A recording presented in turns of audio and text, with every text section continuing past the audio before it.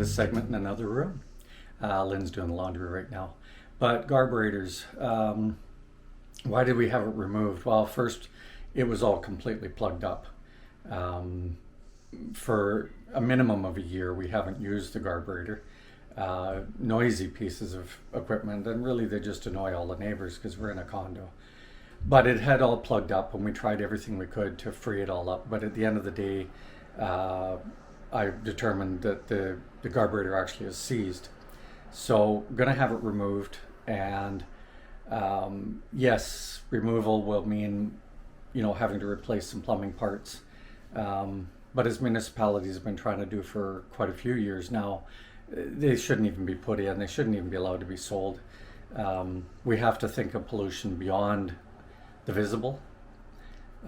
Pipes are also there for a purpose, and they're not meant to be a convenience for us to just get rid of vegetable matter that way. I don't know of too many cities where there isn't recycling programs right at your door to put your vegetable and your meat matter in. And surely there is recycling close enough that you could, do the right thing and get rid of it. We already do as much as we can minimalistically with our vegetables and stuff. Lynn will cook up the stems of, say, broccoli, the longer stem there. She'll just trim the outsides, and we'll still use up the stem itself in soups, where it can soften it up a little bit more. But why is a carburetor bad for the pipes? Well, it's simple. Fat and vegetables combined together in a pipe eventually will start lining that pipe. And as it does that, it creates a kind of a concrete in the pipe. I've opened up some pipes. This nasty stuff, you have to take chisels to it. But if you have only vegetable matter, it's easy. We can throw enzymes down there and break that matter up easily. And similarly with fats, when I was working at the meat plant, we had a 6-inch pipe that was down to a 1/4 inch. And within a week and a half, I had all those pipes cleaned up just using some natural enzymes. They're actually enzymes that grow. They're not chemical enzymes. And the net result of us doing it, it was clear all the way down the street, and past the McDonald's that was down the street where the city was having chronic problems. And so they actually tracked it back to us, and they contacted me and said, what's going on? And I said, well, we're putting enzymes down.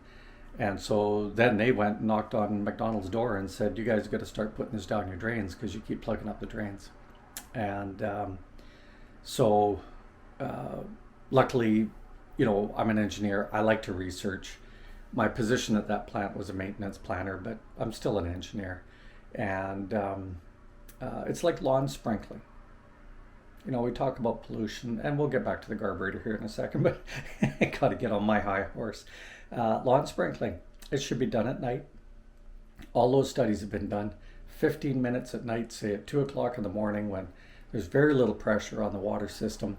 The demand, I should say, not pressure, but demand on the water system. So 2 o'clock in the morning, do a 15-minute sprinkle and let that soak in.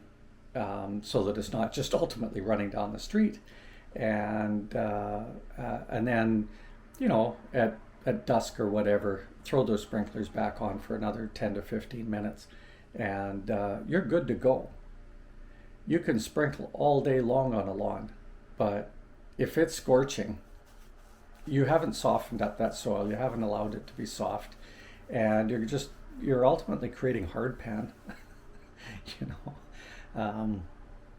And if necessary, if you're in that kind of climate, just let it go brown. Let it go brown. It'll be fine. Nothing wrong with that.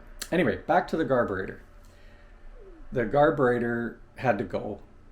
As I explained earlier, it had been plugging up the pipes, probably blended up with some fat.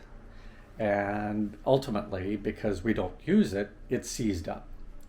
So they require regular use, and in a condo it just doesn't make sense. So anyway, it's got to go. Yes, I'm going to create a little bit of pollution, putting some new pipes in there, but don't think that everything that you do, just because it's out of sight, out of mind. Another little high horse, flushing pills down the drain. Don't do it. I've been to enough wastewater seminars, I know. They can deal with vegetable matter, they can deal with fat, they can deal with a lot of stuff that goes down the drains. They can't deal with the hormones and steroids that you're flushing down the toilet. Don't do it. Okay? Please, don't do it. And if you're on a septic system, well, all you're doing is killing the bacteria in your septic tank. And if you're killing the bacteria in your septic tank, what is that doing for you? You're just going to replace your septic tank. Anyway, here we go with the carburetor pictures. Okay, so the fellow's gone down to his truck and going to get some parts because, as you can see, there's a 2-inch pipe leaving on the right side there. It's got the carburetor all out. The drains are 1.5 inches. It's going to rimp all that 2-inch out so that we can get proper connections, and rather than reduce, and also the dishwasher can get tied in properly. Lynn's already put stuff back in here, but he had a 2-inch pipe on the input, which was really bizarre. Anyway, that's fine. 2 sinks and a dishwasher. We rarely ever use the dishwasher. Again, pollution. Rather just clean them as we go. But you know what? Dishwasher's not bad. It sanitizes. So every once in a while, give her a good scrub with the dishwasher. But there's the thing. 1.5 inch, new tie-in, new drain, because of course the carburetor requires a bigger drain. Dishwasher. He did the electrical and just wrapped it up. I'm okay with that, but I'll probably put a junction box on it too, because it is in a water source area. The breaker is of course off. Okay, so there we go.